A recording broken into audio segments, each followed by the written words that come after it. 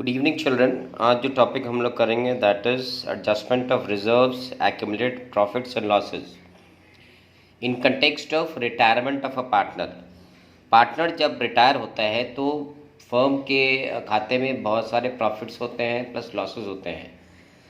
तो आज की वीडियो में हम लोग डिस्कस करेंगे कि इन प्रॉफिट्स एंड लॉसेस का कैसे हम लोग ट्रीटमेंट करते हैं। ठीक है, तो देखिए सवाल देखिए 18 नंबर।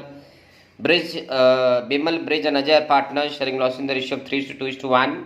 अजय रिटायर कर रहा है from the firm on the end on April 1। ये सारे इसके एग्जिस्ट करते हैं। क्या है?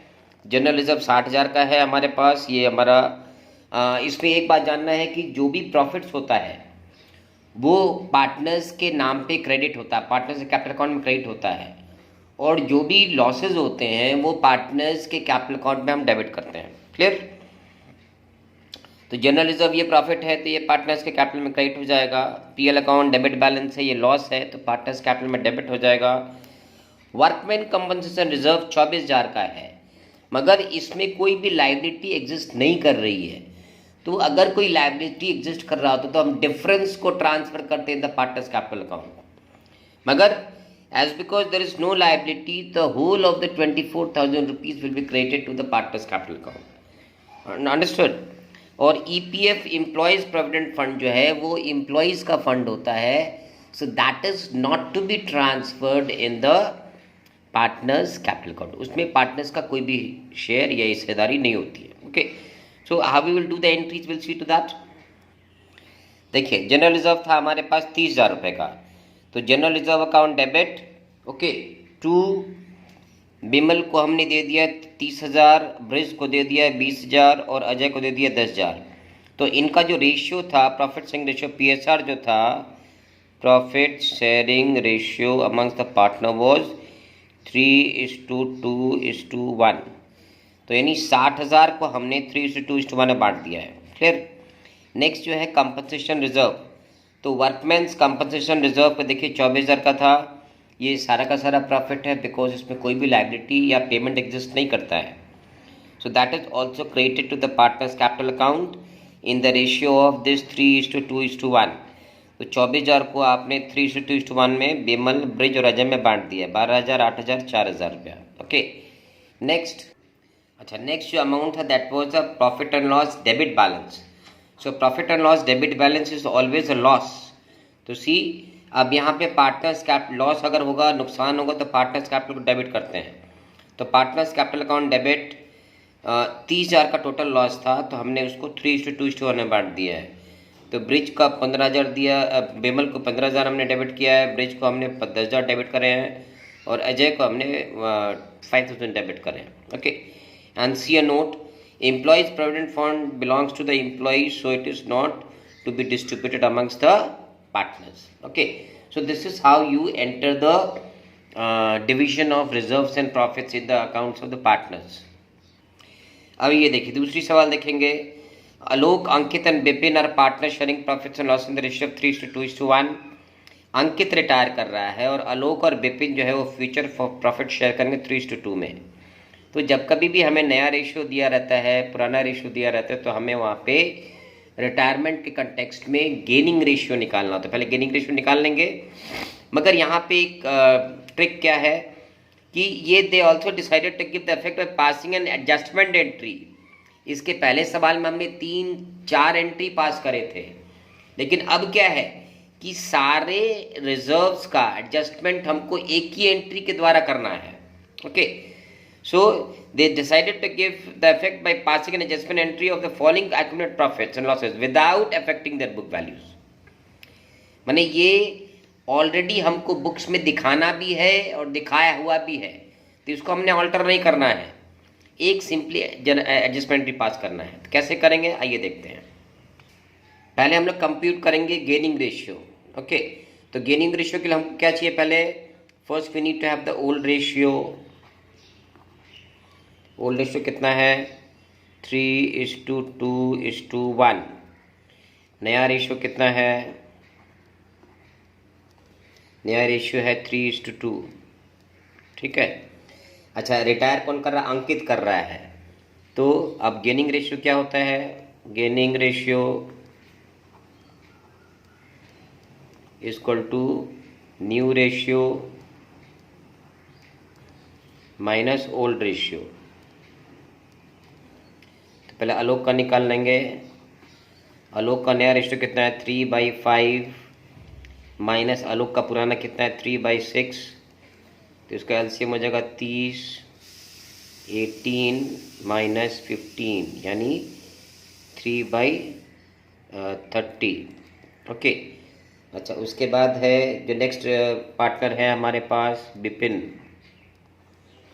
विपिन का नया रेशियो क्या है 2/5 माइनस पुरानी कितनी थी उसकी 1/6 इक्वल टू वही 13 निकाल लेंगे। 5 6 12 माइनस 6/30 मैंने 5 यानी 7/30। तो गेनिंग रेशियो क्या हो गया यहाँ पे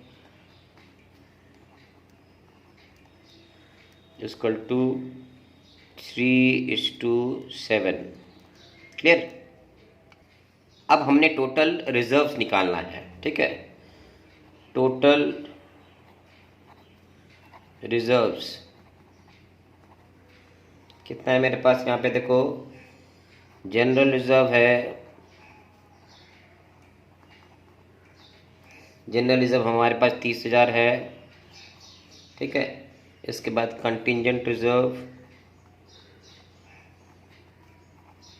कंटिंजेंट रिजर्व है हमारे पास 5,000 रुपया।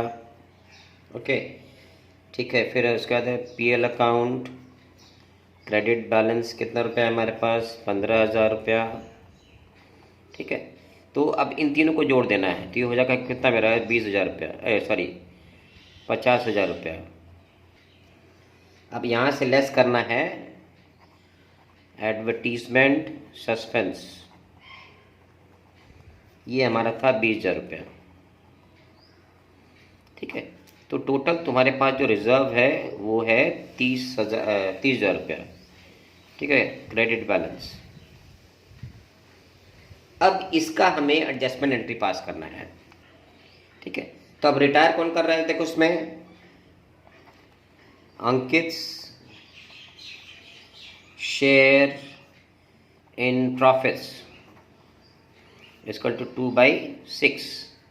ठीक है, देयरफॉर अंकित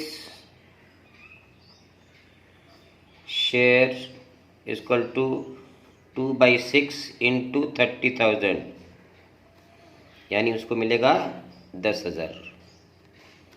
ठीक है, जनरल एंट्री क्या होगा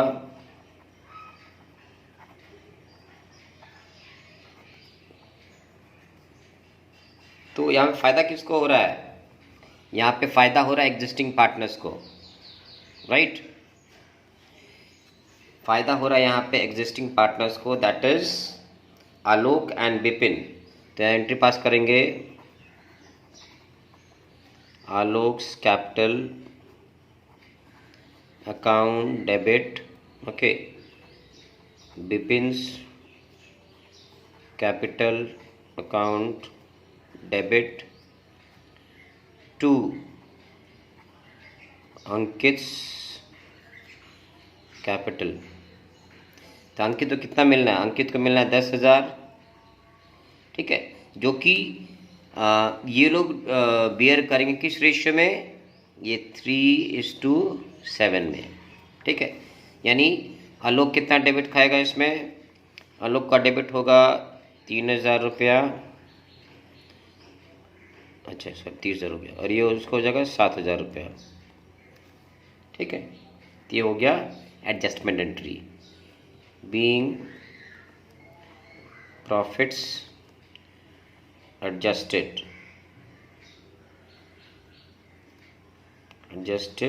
on retirement। ठीक है, तो इस तरीके से हम लोग सिंगल एंट्री से एडजस्टमेंट पास करते हैं। एक और सवाल देखेंगे। Sachin Agarkar and Ankola are equal partners in a firm, equal मैंने 1:1 है। आगरकर रिटायर कर रहा है और उसके बाद नया रेशियो कितना हो रहा है 5:4। ये है बैलेंस शीट। ठीक है, और ये हमको इसका एडजस्टमेंट दिखाना है। ठीक है, तो एग्जैक्टली इसके पहले वाले सवाल की तरह हम लोग करेंगे इसको। Let's do it. पहले यहाँ पे गेनिंग रेशियो निकालेंगे। Gaining ratio equal to new ratio minus old ratio. Clear. अब यहाँ पे देखो पार्टनर कौन कौन रह गया, सचिन। ओके, सचिन का नया रेशियो कितना हुआ है, सचिन का रेशियो नया 5/9 माइनस पुराना कितना था 1/3, यानी एलसीएम हो गया 9, 5 माइनस 3 यानी 2/9। और इसका अंकोला का कितना है, अंकोला का नया रेशियो है 4/9, पुराना रेशियो कितना था 1/3, एलसीएम हो गया 9, 4 माइनस 3 इक्वल टू 1/9, यानी जो गेनिंग रेशियो है इनका, गेनिंग रेशियो इक्वल टू 2:1। अब अपने निकालेंगे टोटल प्रॉफिट्स। ठीक है, टोटल प्रॉफिट्स।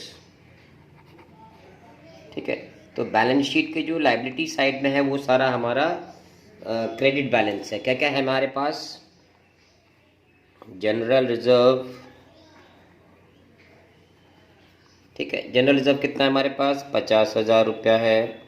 ठीक है, फिर देखिए कंटिंजेंसी रिजर्व,